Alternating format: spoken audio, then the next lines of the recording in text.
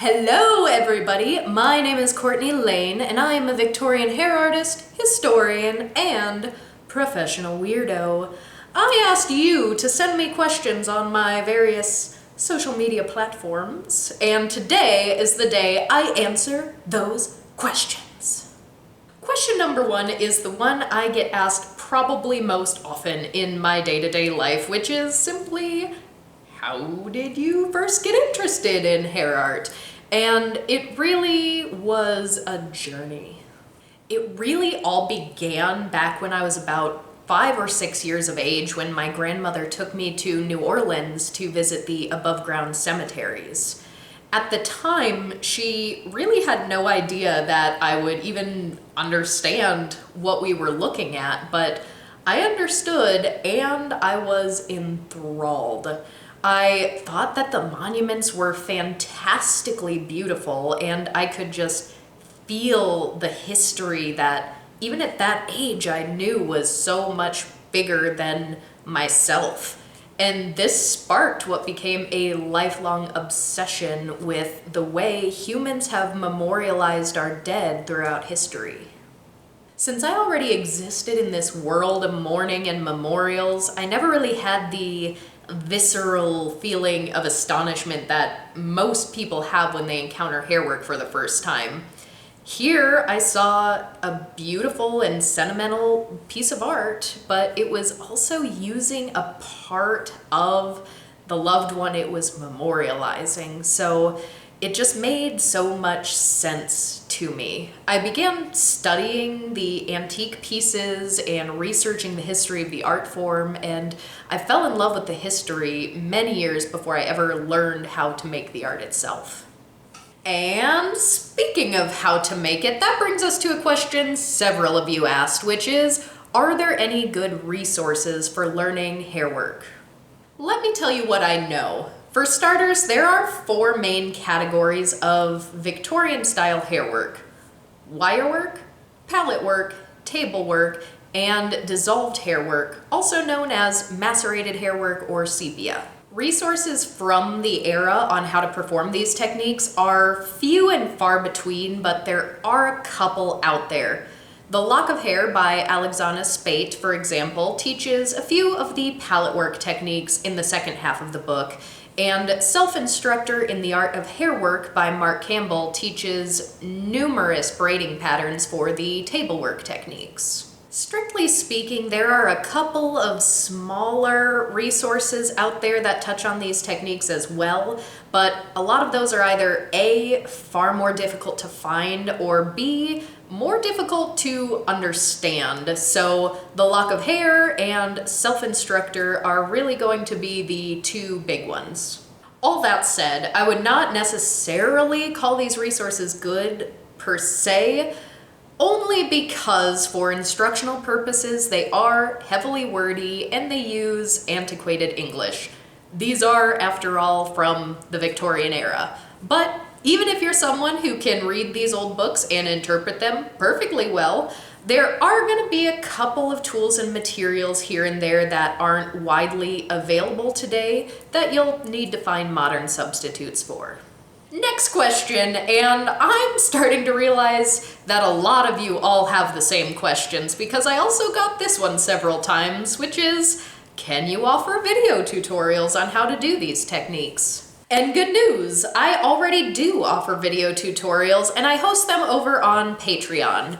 So far, we've already covered several wire work techniques, a few palette work techniques, and more recently we've started dipping our toes into the table work techniques. I upload a new video tutorial almost every month, and at any point that you decide to become a patron, you immediately get access to all of the previous videos. And you know, I have some fun blooper reels and bonus vlogs and blogs over there for those of you who don't fancy yourself a hair artist. So, little something for everyone. Okay, so this next question is kind of fun. For context, it was asked in response to a previous video where I demonstrated curling hair over a candle. candle in order to make the Prince of Wales feather.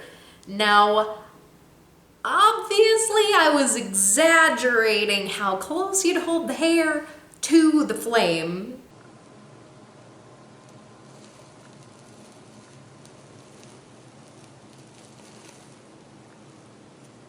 You know, for comedy.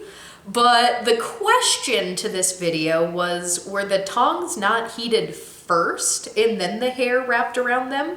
And actually, no. In the aforementioned book, The Lock of Hair, the instructions state that one must place the irons either in the flame of a candle or over a spirit lamp at a point about halfway between the handle and the hair, but at such a distance from the hair as to prevent it from being injured by the flame, and hold the irons in this position until they become so heated as to cause the hair to steam. And there's even a fun little illustration just for good measure. How many pieces of antique hairwork do you have in your collection, and what other things do you like to collect? Well, I kind of break my hairwork collection into two different categories. I have my high quality and or unique pieces that I collect purely because it sparks joy, and then I have my simpler, cheaper, and usually damaged pieces that I collect because I either intend to restore them or I use them for educational purposes and visual aids when I teach workshops or lecture. Altogether, I have roughly... Hold on.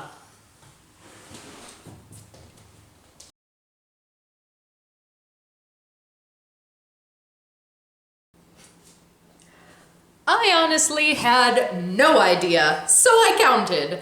Altogether, I have about 28 pieces. 6 of them are totally for educational purposes. They're in really rough condition and they look bad enough that they can't really be used decoratively at all in the state that they're in.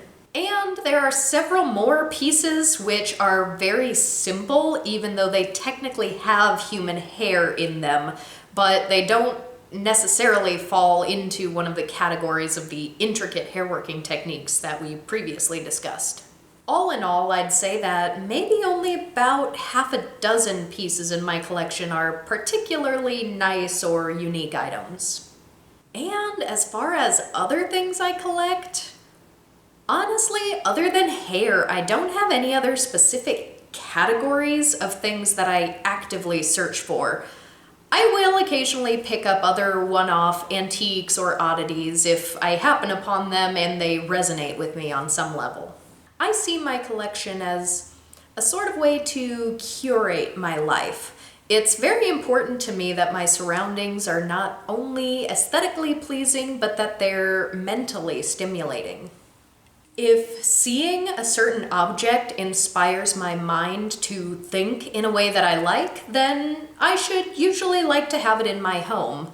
And I find that my favorite thoughts come about when my surroundings are elegantly outlandish with strong themes of history and mortality.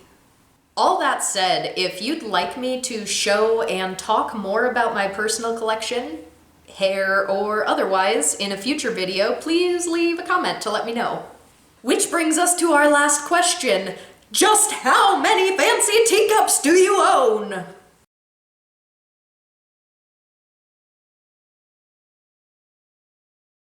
Thank you for liking, commenting, and subscribing. And a special thank you to my supporters on Patreon. If you have a question that you'd like to hear answered in an upcoming video, make sure to leave it down below. Until next time. All of them.